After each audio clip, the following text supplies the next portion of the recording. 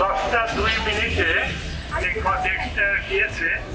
তারপরে দেখেন আমার কাছে আমরা জানতে পেরেছি যে ইরফানের বোনকে ইরফানের এক বন্ধু জানিয়েছে দুপুর 2টায়। তখন সে প্লেনে করে রওনা দিয়েছে তার এই পাওয়াতে পৌঁছানোর জন্য।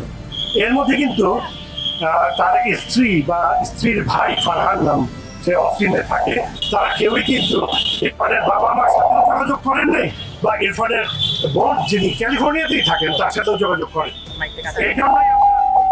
এই জন্যই আমরা একটু কেন যোগাযোগ করেন, আর পুলিশ এই তদন্তগুলো যথাযথভাবে করুক, এটাই আমরা আশা করছি। আমরা এছাড়াকেও দোষারোপ করছি না, আমরা চাচ্ছি সত্য উদ্ঘাটিত। আমাদের এই সন্তান আমাদের এখানে বড় হয়েছে, বুয়েটে পড়াশোনা করেছে এবং সে one of the brightest person. আমরা চাই না এরকম ঘটনা কোনো বাবা মাকে ফেস করতে হয়। এর চেয়ে কষ্টকর জিনিস আর পুত্রের লাশ বহন করার মতো বোঝার পৃথিবীতে আর কিছু নেই। এই যে এতদিন ধরে এটা আটকে আছে, সেটা কেউ কারো কাছে কাম্য না। এটা কি মনে হয় দেখতে আমার বলাটা যা ঠিক সাজে না, এটা ওনারাই যাচ্ছে। আমরা এই জন্য centre Clara authority, district authority এবং পুলিশ অথরিটিকে অনুরোধ জানাচ্ছি সরকারের মাধ্যমে এবং মিডিয়া আপনাদের মাধ্যমে, আর আমাদের যারা এলাকায় বাইরে আছে তাদের মাধ্যমে, যে আপনারা একটু উদ্যোগী হন। এ ধরনের অনাকাঙ্ক্ষিত ঘটনা, এই ধরনের হৃদয় বিদারক ঘটনা যেন ভবিষ্যতে না ঘটে। এবং এটা কেন হয়েছে, যদিও মানে আল্লাহ না করুক, ওরা যদি আসলে সুইচেট করেছেন যে এটা প্রচারিত হচ্ছে অনেকের মাধ্যমে, সেটা কেন হলো? এত ব্রাইট স্টুডেন্ট যে প্রমোশন পেয়েছে, সে সকালবেলা মিটিং করলো এবং 9টার সময়, তাহলে সে হঠাৎ করে গিয়ে আত্মহত্যা করলো, করলে কিভাবে করেছে? এই জিনিসগুলো আমাদের একটু জানাও দরকার। আপনারা জানেন ফ্লোরিডাতে কিছুদিন আগে হাজবেন্ড ওয়াইফ মারা গেছে, 6টা উঠে নামে করে, সেটাও কিন্তু এই পাবলিক অপিনিয়নের পরিপ্রেক্ষিতেই এই তদন্তটা আরো ত্বরান্বিত হয়েছে। আমরা সেভাবেই চাচ্ছি, যেটা যে আপনাদের সহযোগিতা চাচ্ছি।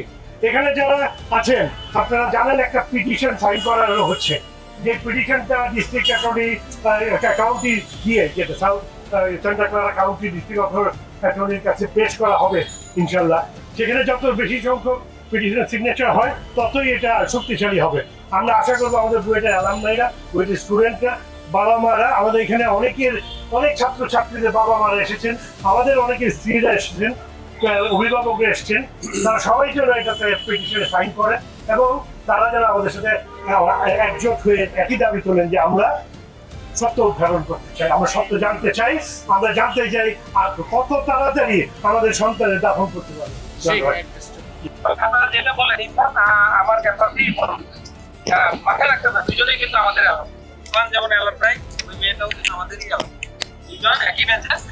ইরফান আমার ছেলের সাথেই পড়তো, আমার মেয়ের সাথে পড়তো, ছেলের ভেরি ক্লোজ ফ্রেন্ড ছিল। আমরা সবাই আপনারা যা পত্রিকায় দেখছেন তাই এরকমই একটা ছেলে।